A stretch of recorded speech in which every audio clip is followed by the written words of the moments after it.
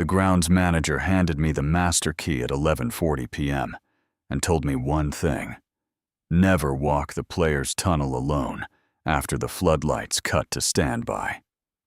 I laughed.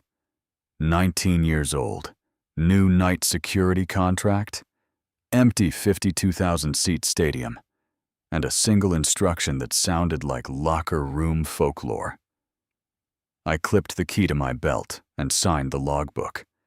The previous guard's signature ended mid-stroke. 3 months back. No checkout time recorded. The stadium breathed differently at night. Vacant seats held the smell of spilled lager and turf fertilizer. My boots clapped across the concourse. At 12:15 a.m., I reached the mouth of the players' tunnel, that sloped concrete throat connecting the dressing rooms to the pitch. Sponsor decals lined both walls. A faded maintenance plaque read, "Tunnel Extension, 1987. Sealed section." I had never noticed a Section B on the floor plans taped to the guard desk. I flicked my torch. The beam caught the home dressing room first. 40 wooden stalls, each with a brass nameplate. Most plates were current squad.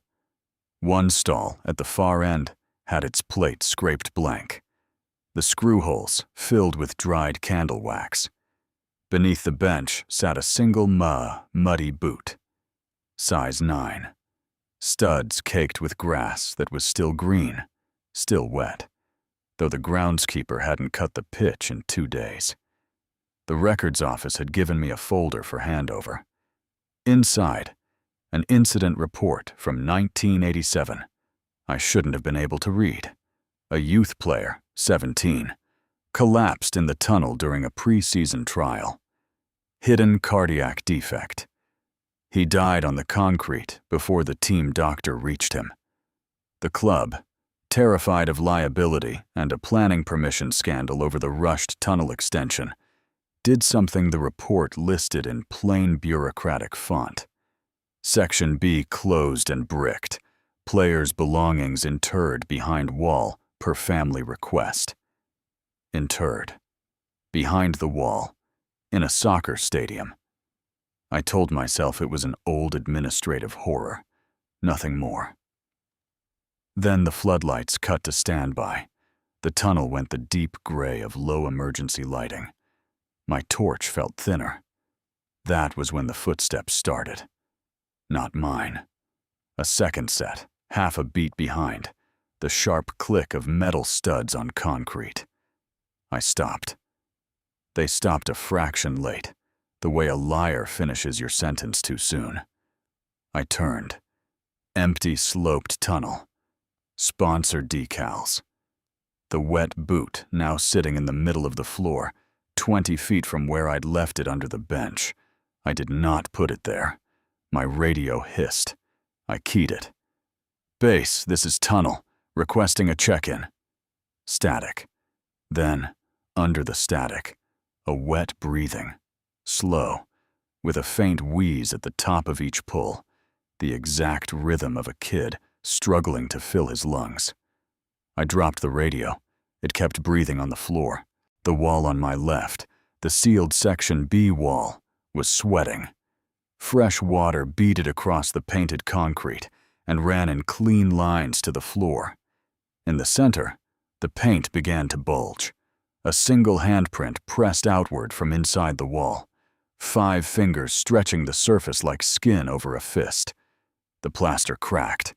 Dust sifted down. A second handprint rose beside it. I ran. The tunnel sloped up toward the pitch and the cold open air, and I went for it, boots hammering, the second set of studs now sprinting behind me, gaining. I burst onto the touchline. The pitch stretched silver under standby lights, perfectly empty, perfectly silent. I bent over the corner flag, lungs burning, and laughed once with pure animal relief. The PA system clicked on. A recorded stadium announcer's voice, warm and professional, rolled across 52,000 empty seats. "Now, taking the field, wearing number 7. Then it said a name. The name from the blank stall. The name the scraped plate used to hold. I knew it was his because the next thing the speakers played was a roar. A full-capacity crowd roar, recorded or conjured, I'll never know. A wall of sound from seats I could see were empty. I turned in a slow circle in the middle of that roar, with no people making it. When the roar died, he was standing on the center spot. A boy in a 1987 kit, collar wide, shorts too high, skin gray and waterlogged, hair plastered flat. Grass clippings stuck to his cheek. His chest didn't rise. His left hand was missing 2 fingers, and I understood, with a sickness I can't describe, that those were the fingers I'd watched push through the wall. He looked at me with eyes the color of pond water, and he did the only thing he had ever wanted to do in that tunnel. He pointed at the goal. He wanted to play. He wanted his trial finished. 40 years dead, and waiting for the whistle that ended his life instead of starting his career. I did the thing that I think saved me. I didn't run again. I found the equipment shed key on my belt ring, pulled the half-buried whistle the groundskeeper kept on the lanyard, and I blew it. 3 sharp blasts. Full time. The signal that the match was over. The boy stopped, his pointing arm lowered. The gray of his skin seemed to soften into ordinary darkness. And then, very faintly, across that ruined PA, I heard a tiny crackling sound that I have decided was applause and not the speakers shorting out. He walked back toward the tunnel mouth, into the dark, and the standby lights flickered up to full as if someone had finally signed off a shift. Maintenance opened Section B the next week, claiming a water damage inspection.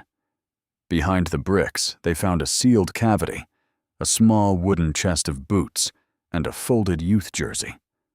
Number 7, and a 40th anniversary memorial plaque the club had quietly cast in 1987 and never installed. Too afraid of the questions. They mounted it on the tunnel wall this season. Players touch it now on the way out. They think it's tradition. They think it's luck. I quit security that month. I gave back the master key with my checkout time written clearly, fully. The stroke finished. I will never set foot in a stadium tunnel again. But I'll tell you the part I've never put in any report. Every match day, when the cameras pan the players walking out, if you pause it on the home tunnel. In the standby gray behind the squad, there is a boy in an old kit at the very back of the line, waiting his turn. Finally on the team sheet, finally going out to play. And nobody but me ever counts one extra body in the tunnel.